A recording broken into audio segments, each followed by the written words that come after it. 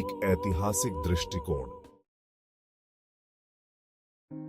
शुरुआत 6 अगस्त 1945 को दुनिया ने परमाणु युग की शुरुआत देखी, जब अमेरिका ने जापान के हिरोशिमा शहर पर परमाणु बम गिराया। सिर्फ 3 दिन बाद 9 अगस्त को दूसरा बम नागासाकी पर गिराया गया। इन घटनाओं ने न सिर्फ दूसरा विश्व युद्ध खत्म किया, बल्कि इतिहास की दिशा भी हमेशा के लिए बदल दी। लेकिन अमेरिका ने इतने विनाशकारी हथियारों का इस्तेमाल करने का फैसला क्यों लिया? दूसरा दृश्य ऐतिहासिक संदर्भ। बमबारी के पीछे के कारणों को समझने के लिए हमें पहले दूसरे विश्व युद्ध के बारे में जानना होगा। 1945 तक प्रशांत क्षेत्र में युद्ध लगभग 4 साल से चल रहा था, जिसमें इवो जिमा और ओकिनावा जैसी भयानक लड़ाइयां हुई थी। अमेरिका को जापानीज सेना का कड़ा सामना करना पड़ा, जो अक्सर हार मानने के बजाय मरने तक लड़ते थे। तीसरा दृश्य बम का इस्तेमाल करने का फैसला राष्ट्रपति हैरी एस ट्रूमन, जिन्होंने अप्रैल 1945 में फ्रैंकलिन डी रूजवेल्ट की मृत्यु के बाद पद संभाला था, के सामने जल्दी और निर्णायक तरीके से युद्ध खत्म करने की चुनौती थी। मैनहट्टन प्रोजेक्ट, एक बहुत ही गुप्त कार्यक्रम, ने दुनिया के पहले परमाणु बम बनाए थे और ट्रूमन के सामने एक बड़ा फैसला था।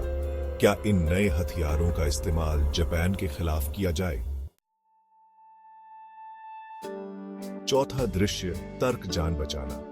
अनुमान लगाया गया था कि जापान पर हमला करने से दोनों तरफ बहुत लोग मारे जाएंगे।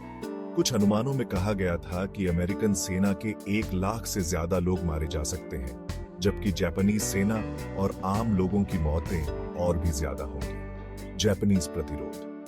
भयानक नुकसान के बावजूद जापान हार मानने को तैयार नहीं था। बुशिडो कोड और सम्मान की भावना का मतलब था कि हार मानना अपमान की बात मानी जाती थी, और बहुत से जापानीज आखिर तक लड़ने को तैयार थे। ताकत दिखाना। परमाणु बम के इस्तेमाल से अमेरिकन सेना की ताकत का भी पता चलता, खासकर सोवियत यूनियन को, जो एक नया दुश्मन बनकर उभर रहा था।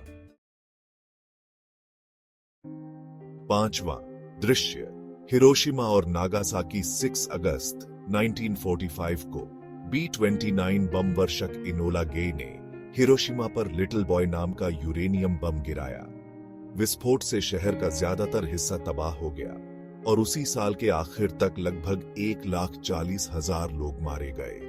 3 दिन बाद B-29 बम वर्षक बॉक्सकार ने नागासाकी पर फैटमैन नाम का प्लूटोनियम बम गिराया, जिससे उसी साल के आखिर तक लगभग 70,000 लोग मारे गए।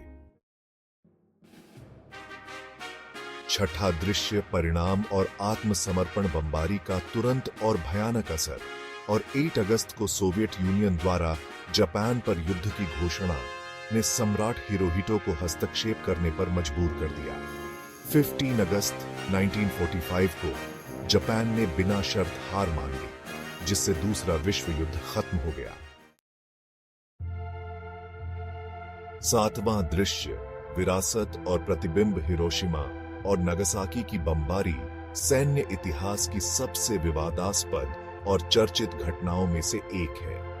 हालांकि उन्होंने दूसरा विश्व युद्ध खत्म करने में मदद की, लेकिन उन्होंने बहुत ज्यादा विनाश और पीड़ा भी दी। आज हिरोशिमा और नागासाकी के शहर परमाणु युद्ध की भयावहता और शांति और निरस्त्रीकरण की जरूरत की याद दिलाते हैं। आखिरी दृश्य। इन घटनाओं के बारे में सोचते हुए हमें यह कोशिश करनी चाहिए कि ऐसा विनाश फिर कभी ना हो, और आने वाली पीढ़ियां परमाणु